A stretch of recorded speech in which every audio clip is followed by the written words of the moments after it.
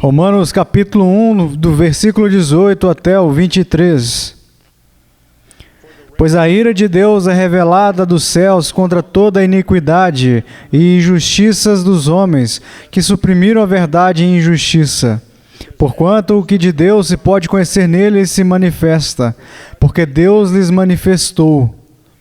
Pois desde a criação do mundo, seus atributos invisíveis, seu poder eterno e natureza divina têm sido vistas claramente. São compreendidas pela criação, para que eles sejam indesculpáveis. Embora tendo conhecido a Deus, não o glorificaram como Deus, nem lhe deram graças. Antes, em seus discursos, se desvaneceram, e o seu coração insensato se obscureceu. Dizendo-se sábios, tornaram-se loucos, e mudaram a glória do Deus incorruptível em semelhança da imagem de homem corruptível, e de aves, e de quadrúpedes, e de répteis.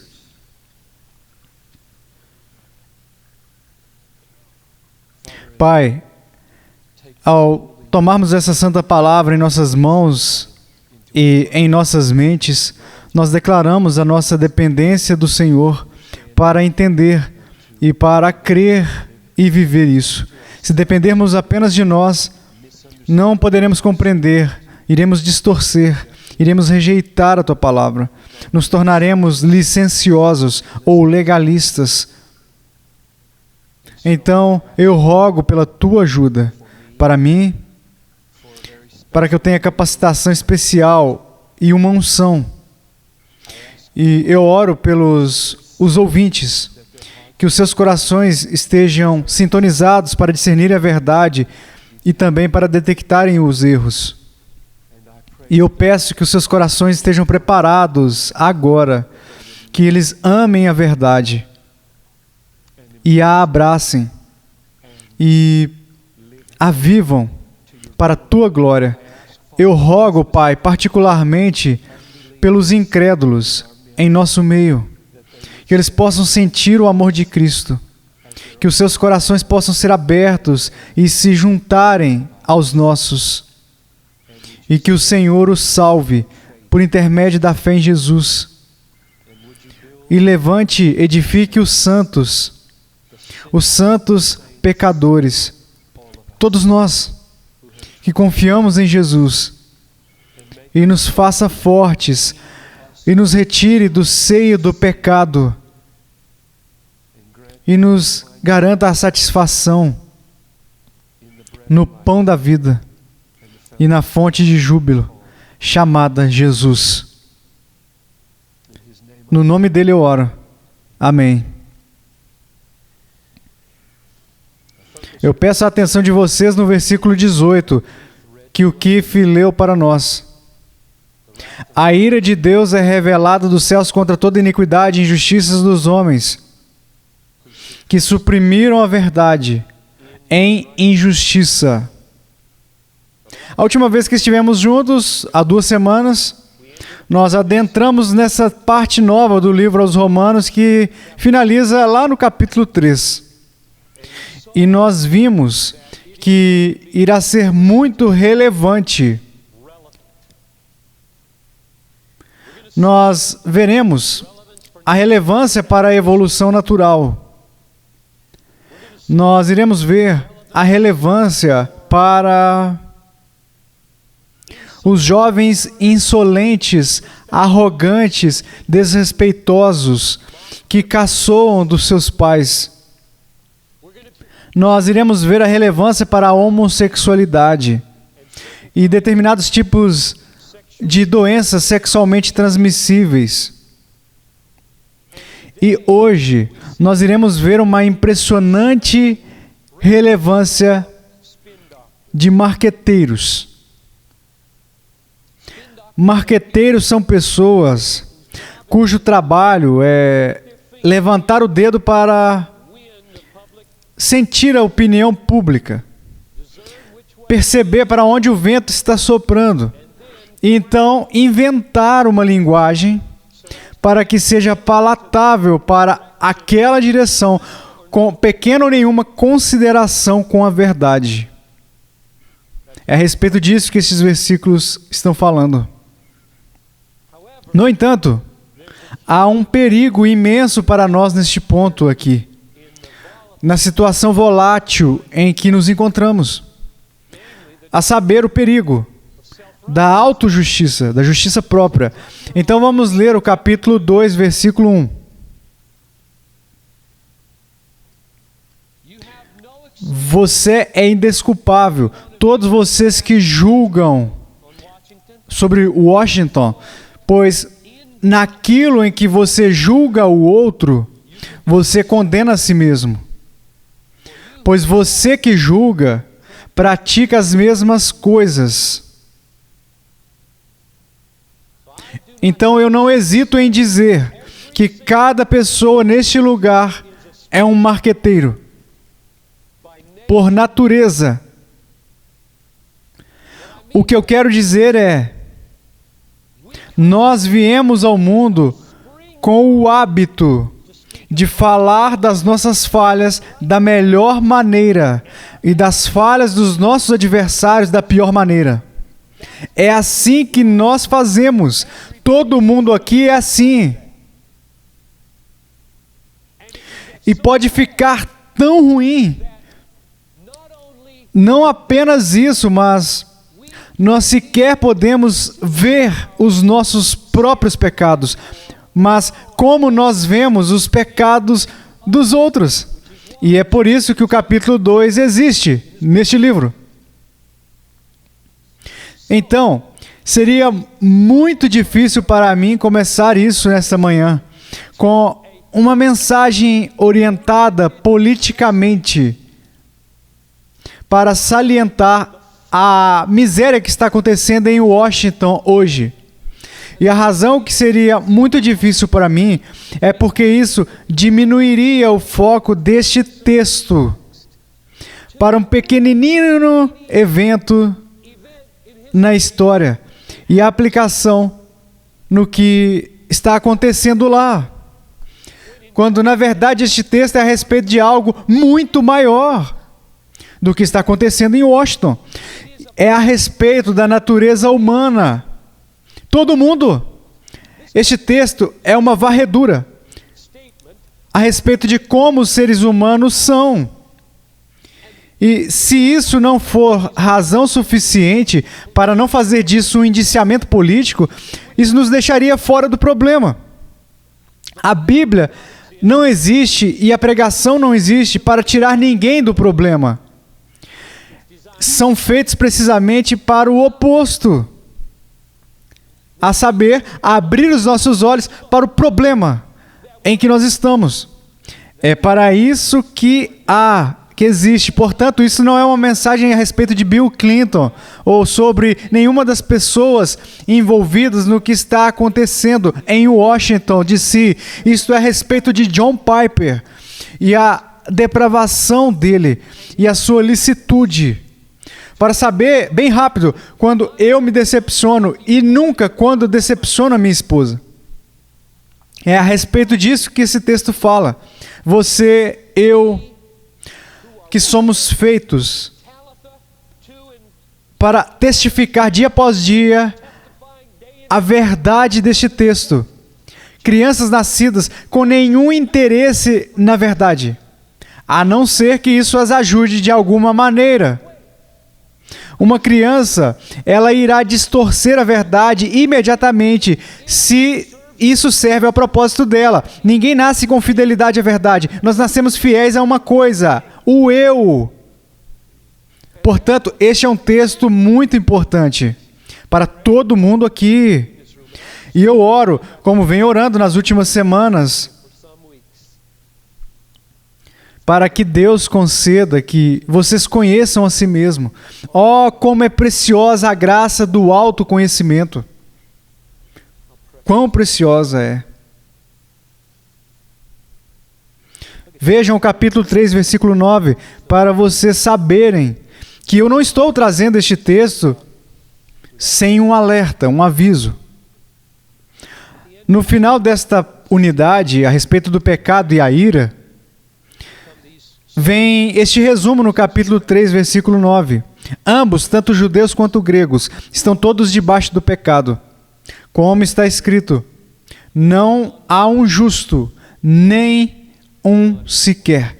Então, vocês estão incluídos aqui. E eu também. Vejam o versículo 13 do capítulo 3. Suas gargantas, e suas inclui todo mundo. É isso que somos sem a graça em nossas vidas. Suas gargantas são túmulos abertos.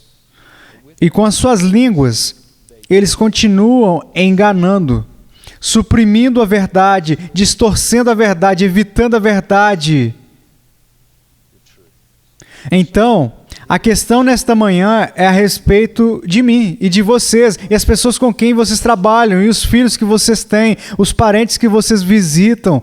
Isto é sobre nós. E me deixe dizer algo a respeito do remédio, antes de entrar na análise de como isso funciona no nosso coração. Se vocês estão sentados aí, pensando, isso é pesado. Há algum remédio para isso? Há algum remédio, e ele está no versículo 17. E nós veremos, e quero que vejamos agora para vocês saberem o que está por vir. Quando terminarmos de analisar o versículo 18, veremos que no final, que começa com a palavra pois ou porque, como nós precisamos do Evangelho, nos versículos 16 e 17, e o remédio que é uma justiça recebida que não é a nossa própria. Então eu vou falar a respeito da nossa justiça, como ela trabalha para suprimir a verdade. Vocês precisam saber que há um remédio para isso. Quanto mais vocês souberem sobre o seu coração, e eu digo isso a vocês, conhecer o próprio coração é algo sombrio. Quanto mais vocês souberem a respeito do coração de vocês, mais precioso o versículo 17 irá soar aos seus olhos, ok? Então voltaremos a ele daqui a pouco. Agora vamos ao versículo 18. E me ouçam. A ira de Deus é revelada dos céus contra toda a impiedade e injustiça dos homens que suprimiram a verdade em injustiça. Aqui está, nós somos ímpios, nós somos injustos, e nós seguramos a verdade, suprimimos a verdade, distorcemos a verdade. E se nós não conseguimos fugir dela, nós sabemos qual a outra tática. Nós todos pecamos. Pecamos em nós, em nossos filhos, pecados na disciplina da igreja e pecado na política. Se você não consegue evitar a verdade no seu próprio julgamento, o próximo passo é culpar outra pessoa. Acusar, desviar o foco, desviar. E todos nós já fizemos isso. Foi praticado lá em Gênesis 3, ok? Ela, a mulher, me fez comer, e por isso eu comi. A serpente me enganou, e por isso eu comi. É uma velha história. Há várias perguntas. Número 1, o que é a verdade que está sendo suprimida aqui? E número 2, por que diz que nós a suprimimos em injustiça? Essas são as minhas grandes questões nessa manhã. Então, vamos pegar a primeira. Qual a verdade que está sendo suprimida aqui? Há um ponto aqui, um foco. Eu creio que a resposta está no versículo 19 e seguintes. Então, vamos continuar lendo. Nós suprimimos a verdade em injustiça porque o que é conhecido sobre Deus... Vamos parar aqui. Aqui é a primeira pista, ó. A verdade que é suprimida é uma verdade sobre Deus. Algo que nós sabemos a respeito de Deus. Nós não queremos na nossa mente. Então, esse algo é suprimido. Vamos continuar lendo. O que pode ser conhecido de Deus foi feito evidente para eles. Desde a criação do mundo, os seus atributos invisíveis. Não há algo vago sobre Deus, mas ele menciona algumas coisas. Os seus atributos invisíveis, a saber, o seu eterno poder, a sua divindade ou a sua natureza divina, tem sido claramente vista, tem sido entendida pela criação, portanto, eles são indesculpáveis. Portanto, aqui está uma verdade objetiva, aqui está uma verdade fundamental que tem sido suprimida. há um Deus, Ele é eterno e Ele é poderoso.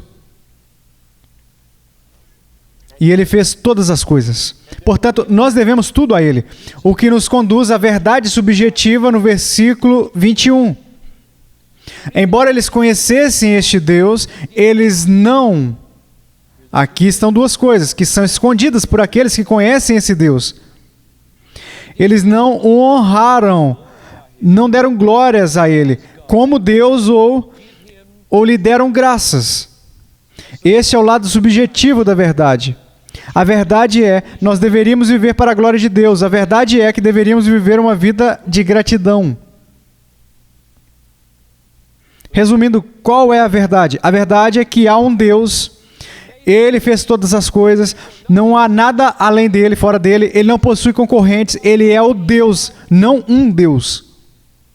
Ele é poderoso, porque Ele fez todas as coisas, Ele é soberano sobre tudo, Ele é eterno, Ele não tem começo, Ele não tem fim, então Ele não foi criado, não há nada a parte dele ou antes dele, portanto Ele é a realidade absoluta. Nós nos acertamos com Ele ou iremos perecer.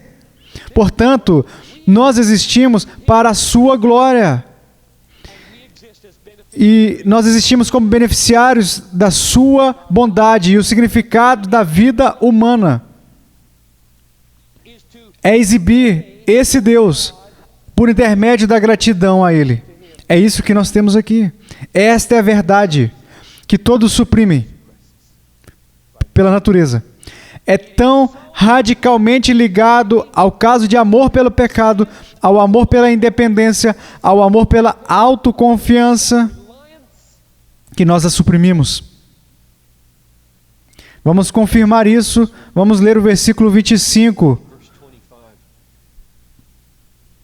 Eles trocaram a verdade de Deus, é isso que estamos falando aqui. Eles trocaram a verdade de Deus por uma mentira. Agora, essa mudança nada mais é do que suprimir. Trocar, mudar por uma mentira, abraçando a mentira, enterrando a verdade, para não ter que lidar com isso. E a mentira aqui que está sendo abraçada ele diz, eles adoraram e serviram a criatura ao invés do Criador, que é bendito para sempre. E a criatura número 1 sou eu. E isto é o que iremos ver, que é a raiz e a origem da homossexualidade. Porque eu sou sempre o meu sexo. Isso é daqui a algumas semanas. Vejam o versículo 28. Considerando que desprezaram o conhecimento de Deus. Existe uma tradução mais literal aqui, que é assim: considerando que não aprovaram ter o conhecimento de Deus. Aí está novamente a supressão, suprimindo. Eles conhecem a Deus, têm uma intuição dele, sentem a existência dele. Eles não gostam e não aprovam ele. Então, eles suprimem a verdade.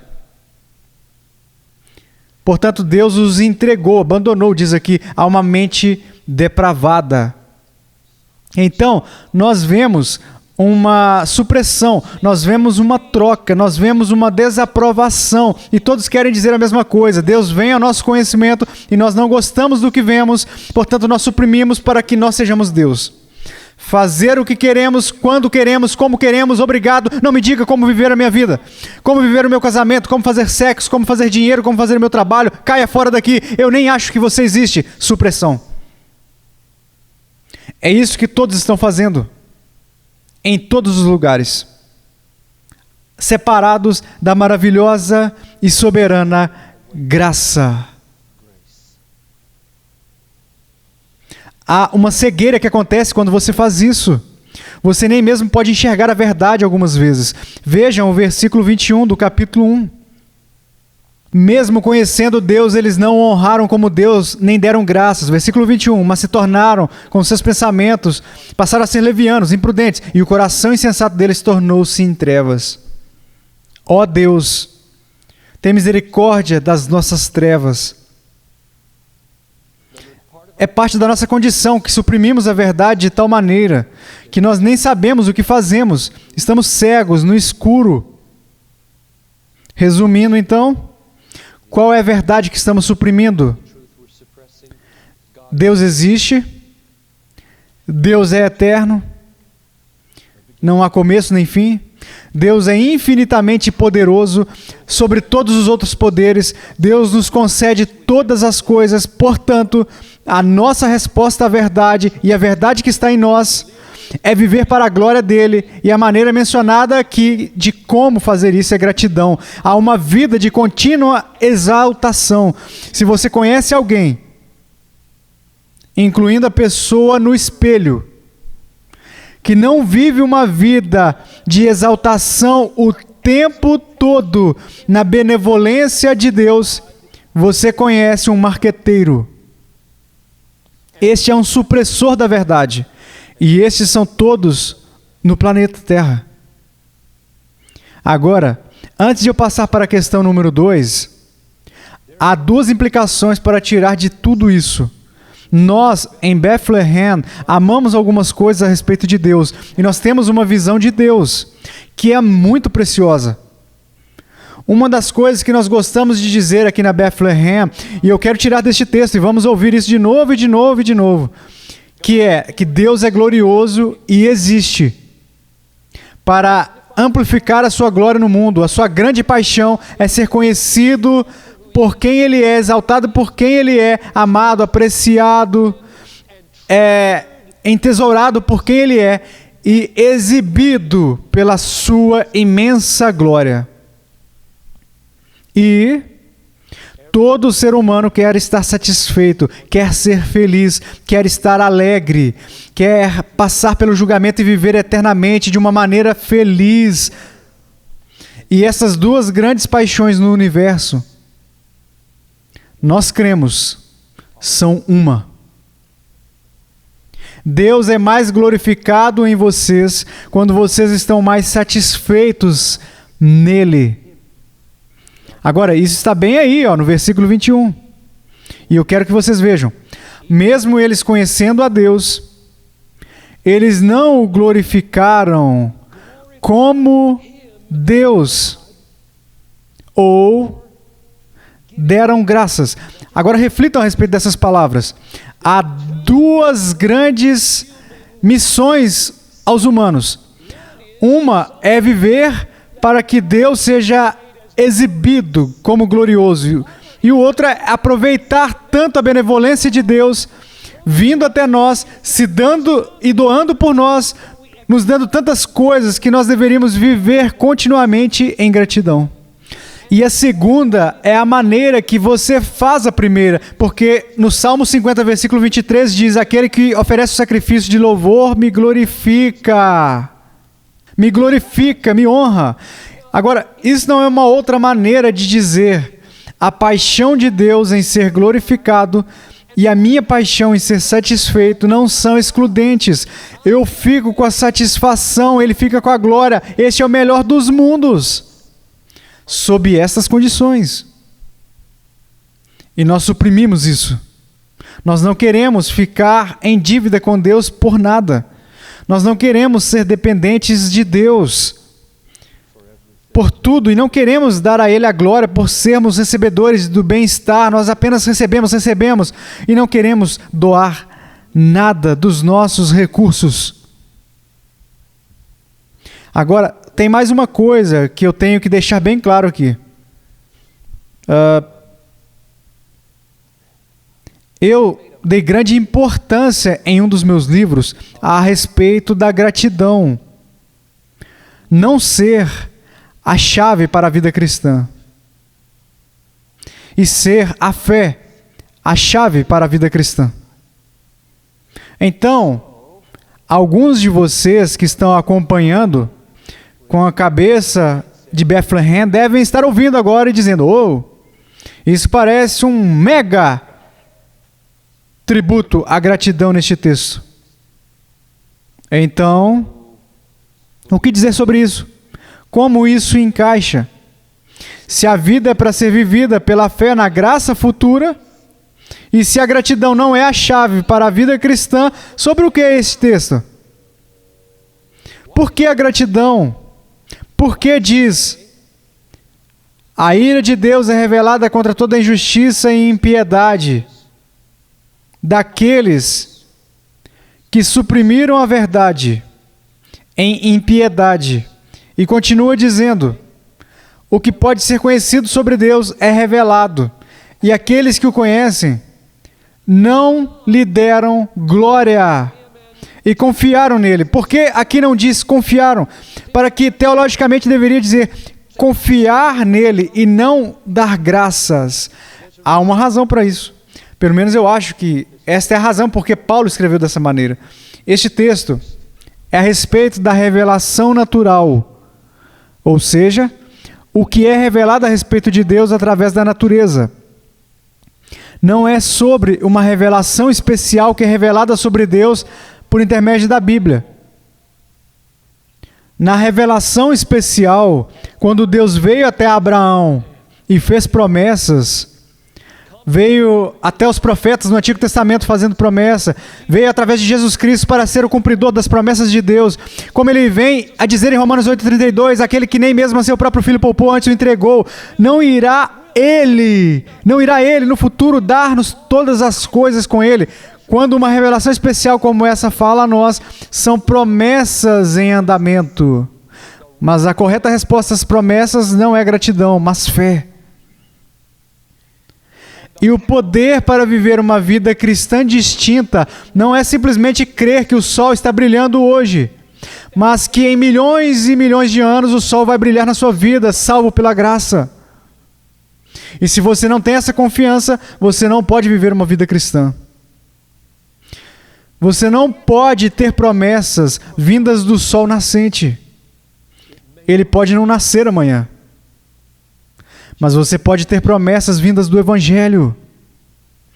E então, quando a revelação especial, por intermédio da Bíblia, pelo Evangelho, vem até nós com promessas da aliança, sobre a fidelidade de Deus na aliança, para trabalhar por aqueles que esperam nele, algo maravilhoso acontece em nossos corações, em adição à gratidão.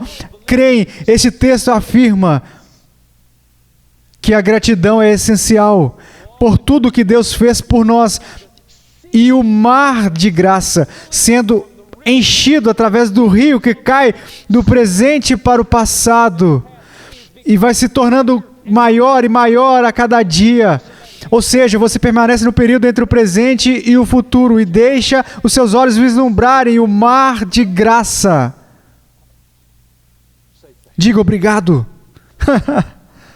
É para dizer o mínimo. Cante, dance em gratidão pelo que Deus tem feito por você e está fazendo. O sol está brilhando sobre essa cidade ímpia. Mas ao se afastar desse mar de graça do passado para um futuro incerto com a sua vida, você encara crises como a que Tom Lane enfrentou com o acidente da sua esposa. Ele encarou esse tipo de coisa. O sol nascente, não. Que ajuda é essa? Isso vai mudar?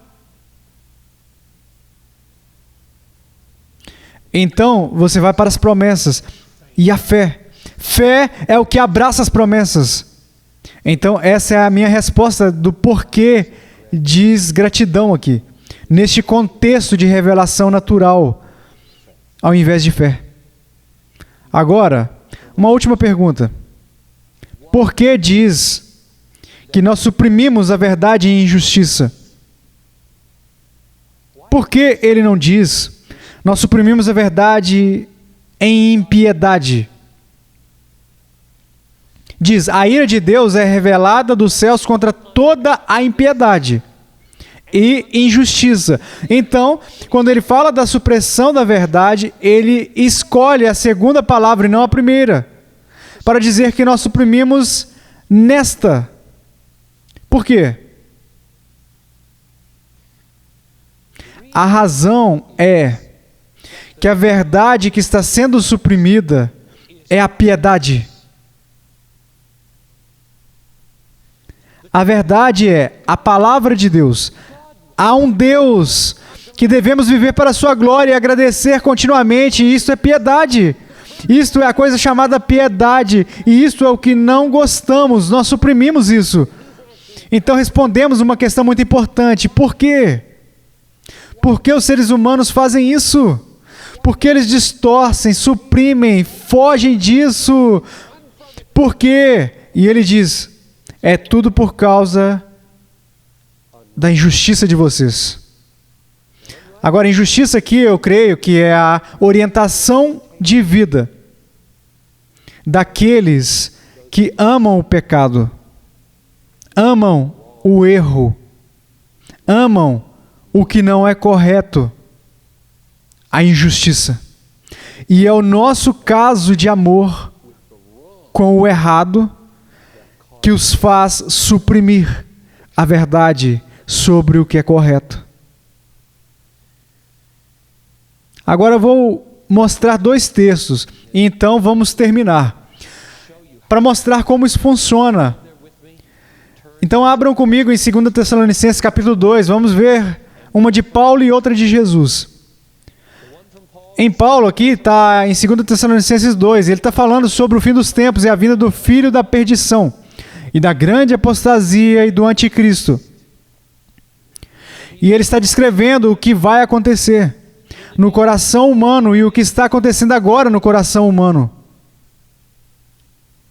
E a análise do coração humano é profunda nestes versículos. Vamos olhar isso. Versículo 10 de 2 Tessalonicenses 2. Esse iníquo virá com todo o engano da injustiça. Agora veja esta frase. Engano da injustiça. Isso significa que a injustiça engana. O amor e o comprometimento pelo que não é correto nos conduz a suprimir a verdade e a sermos enganados. Vamos continuar lendo. Porque não receberam o amor da verdade para serem salvos. Por quê? Porque eles amaram a justiça, quero dizer, a injustiça, e não a verdade. O que está acontecendo aqui? Versículo 11. E por isso Deus lhes enviará a operação do erro, para que creiam na mentira, para que sejam julgados todos os que não creram na verdade. Mas, preste atenção neste mas, que é a análise que vai até a raiz. Eles não creram na verdade, mas tiveram prazer na iniquidade. Vocês enxergam a relação entre a verdade e a iniquidade aqui? É idêntica à análise de Romanos 1,18. A verdade se oferece dos céus, ou no Evangelho, ou na nossa consciência. Nós a vemos, nós a rejeitamos. Por quê? Nós a suprimimos. Por quê? Nós a distorcemos. Por quê? Pegamos metade dela e mantemos apenas o que gostamos e rejeitamos a metade que não gostamos. Por quê? Porque o nosso coração está apaixonado pela iniquidade. Nós amamos a nós mesmos, nós amamos o pecado, nós amamos a independência, amamos determinação própria, nós amamos tantas coisas obscuras que quando a verdade ilumina, nós não queremos nenhuma luz em nossas vidas. Nós vamos apagar, desligar o rádio, nós vamos parar de ler a Bíblia, não vamos mais à igreja, não vamos ouvir os amigos, não iremos naquele acampamento, não vamos falar com aquelas pessoas, porque elas estão trazendo luz sobre essas coisas que são obscuras em nossas vidas e que nós amamos.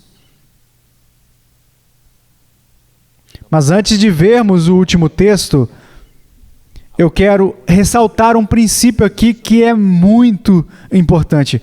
Ouçam os sábios e os que estão se tornando sábios. Esta mensagem é desenhada para ajudar vocês a conhecerem a vocês mesmos e as pessoas. E aqui está um princípio. A questão da verdade é uma questão do coração, antes de ser uma questão da cabeça. Vocês viram o que eu li agora? A questão de se você é uma pessoa que se alegra e se exalta com a verdade, é primeiro uma questão dos amores do coração, antes de ser uma ideia racional da sua cabeça. E isto é assustador, porque nós gostamos de pensar que se eu usar a minha cabeça com muito cuidado, eu posso fazer tudo corretamente. E a resposta para isso é que a sua cabeça é um lacaio a serviço das paixões do seu coração. Nós achamos que somos racionais, pessoal. Nós pensamos que usamos as nossas cabeças muito tranquilamente, objetivamente, para acessar tudo sobre quem somos, para onde nós vamos. Não somos tranquilos. Nós queimamos de vontade dele não dizer certas coisas. E nós nos encarregamos das nossas mentes conscientemente e fazemos essas mentes servirem aos nossos desejos. Acabei de deixar a minha esposa me pegar numa inconsistência. Deixa minha esposa encontrar alguma coisinha pequenininha na minha vida e chamar a atenção para isso. E eu lhe digo, este cérebro teve toda essa educação. Uou, o que ele pode fazer para sair dessa? É fenomenal. Os nossos cérebros são escravos das nossas paixões. Portanto, a única resposta é Deus mudando os nossos corações. Você tem que nascer de novo, ou você não pode ver o reino dos céus. Isso é desesperador, pessoal. E até você estar nessa condição desesperadora e dizer, se ele está certo, eu estou realmente desesperado. Porque há tantas pessoas que fazem a sua própria religião que pensam, ok, eu penso isso, eu penso aquilo, eu agora tiro essa conclusão. Portanto, eu estou no controle dessa coisa toda, nunca sabendo que essa coisa é uma fábrica de desejos. Este coração é uma fábrica de desejos que é tão grande em seu poder que nós vamos sempre torcer e distorcer e fazer da verdade exatamente aquilo que nós queremos. Eu enxergo no espelho o suficiente para saber disso e do que se trata. E isso me apavora. O último versículo. Vejam comigo. João capítulo 13. Eu quero que vocês vejam Jesus, o próprio Jesus, dizendo essas coisas antes de finalizarmos. Capítulo 13 do Evangelho de João. Mateus, Marcos, Lucas, João, capítulo 13, versículo 19. Ouçam essas palavras. Oh, quão bom é ver palavras faladas em uma língua diferente a respeito da verdade que vemos em outros lugares da Escritura. Jesus disse, e a condenação é esta, que a luz, você pode dizer verdade, veio ao mundo, e os homens amaram mais as trevas do que a luz. Por quê? Porque as suas obras eram más. Não poderia ele simplesmente dizer, por causa da iniquidade. A iniquidade suprime a verdade. A iniquidade nos inclina a amar as trevas e odiar a luz. É porque nós temos um caso de amor por coisas nas nossas vidas que são erradas, que nos faz distorcer a verdade, colocar a culpa em outras pessoas e fugir e distorcer, torcer tudo.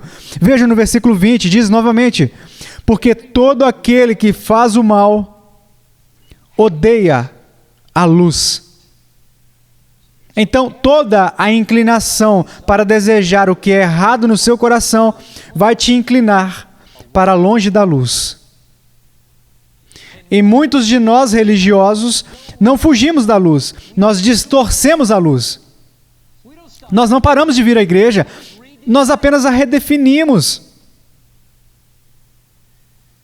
Vamos continuar lendo. Porque todo aquele que faz o mal odeia a luz e não vem para a luz, porque teme que as suas obras sejam expostas. Comprometimento com a verdade nunca irá acontecer, até que um profundo trabalho no coração, pelo qual nós deixamos de amar o mal, aconteça. Nós temos que nascer de novo. Bem, acho que a última coisa a dizer é que Deus está muito irado com isso. Versículo 18, voltando aqui. Ele está muito irado com a supressão desta verdade. A ira de Deus é revelada dos céus contra toda a impiedade e a iniquidade dos homens, que suprimiram a verdade em iniquidade. Graças a Deus pelo que está acontecendo em Washington hoje. E orem dessa maneira. Ó Deus, este é um trabalho deslumbrante de providência graciosa para essa terra.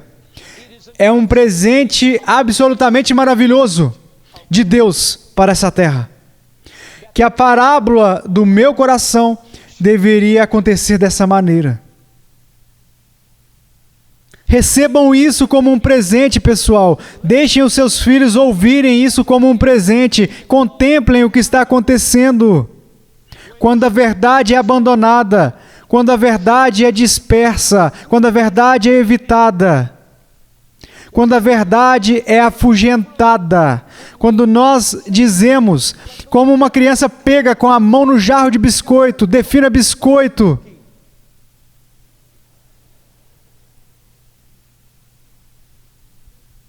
Em relações ou em romances. Seja agradecido pelo que Deus tem mostrado para você. Abrace isso, confesse os seus pecados, ensine os seus filhos como não odiar a verdade. Há uma escravidão no coração humano, no coração dos presidentes, dos pregadores, no coração dos humanos em todos os lugares. E se nós não formos libertados pela graça soberana, cada um de nós será um marqueteiro. Seja grato e vá para a escola. Vá para a escola de Washington. Ela é uma parábola da condição humana. E eu disse que finalizaria com o Evangelho. Então deixe-me lembrá-los do versículo 17. Vocês aí sentados pensando, se você soubesse os enganos na minha vida. Deus sabe. Ele conhece os enganos em sua vida. Quantas vezes você disse meias verdades no trabalho, meias verdades para o seu cônjuge, meias verdades para o seu amigo, meias verdades para os seus pais, sempre escorregando. A resposta para isso é apenas a justificação pela fé. Porque você nunca irá realmente vencer isso. Você irá mentir numa cama de hospital algum dia, encarando o seu fim. E quando o pastor vier e disser como você está, você vai enrolar. Porque você não quer dizer como assustado você está. Não seja desse jeito, não seja assim. E o que te paralisa de ser desse jeito é um presente